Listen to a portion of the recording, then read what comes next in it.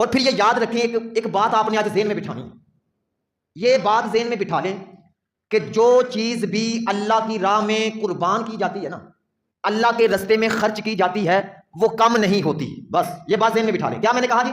جو چیز بھی اللہ کے رستے میں خرچ ہوتی ہے یا قربان ہوتی ہے، وہ کم نہیں ہوتی، بلکہ وہ بڑھتی ہے، بڑھتی ہے۔ دیکھیے میں ایک مثال دیتا ہوں آپ کو۔ بکری ایک سال بعد کتنے بچے دیتی ہے جی؟ 2 یا 3، ایسے ہی ہے جی؟ 2 یا 3 ایک سال میں بچے دیتی ہے، وہ بس 2 یا 3۔ لیکن پورے سال میں بکریاں ذبح کتنی ہوتی ہیں؟ اس کا اندازہ کریں آپ۔ پوری دنیا میں بکریاں ذبح روزانہ کے حساب سے، عید پہ تو ہوتی ہیں، لیکن پورا سال پوری دنیا میں کتنی بکریاں ذبح ہوتی ہیں؟ ان کی پیدائش دیکھیں کتنی کم ہے، پیدا کم ہوتی ہیں 3، لیکن استعمال ان کا دیکھیں روزانہ پتہ نہیں ہزاروں کی تعداد میں ذبح ہو رہی ہیں۔ اب دوسری طرف دیکھیں کتیا کتنے بچے دیتی ہے جی سال میں؟ 11 یا 12، ایسے ہی ہے جی؟ کتیا 11 یا 12 بچے دیتی ہے سال میں کتیا، لیکن ذبح ہوتی ہے جی؟ اللہ کے رستے میں نہیں ہوتی، اللہ کے رستے میں ذبح نہیں ہوتی، اس کا استعمال ہے ہی نہیں۔ اب دیکھیں پیدائش اتنی زیادہ ہے، پورے سال میں 12 ایک بچے دیتی ہے، ایک، لیکن استعمال ہے ہی نہیں۔ پیدائش اتنی زیادہ، استعمال ہے ہی نہیں۔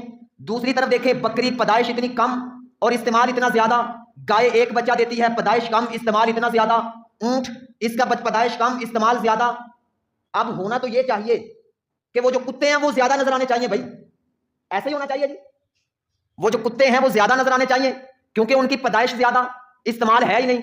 اور دوسری طرف بکری، گائے، اونٹ ان کی پیدائش کم اور استعمال بہت زیادہ۔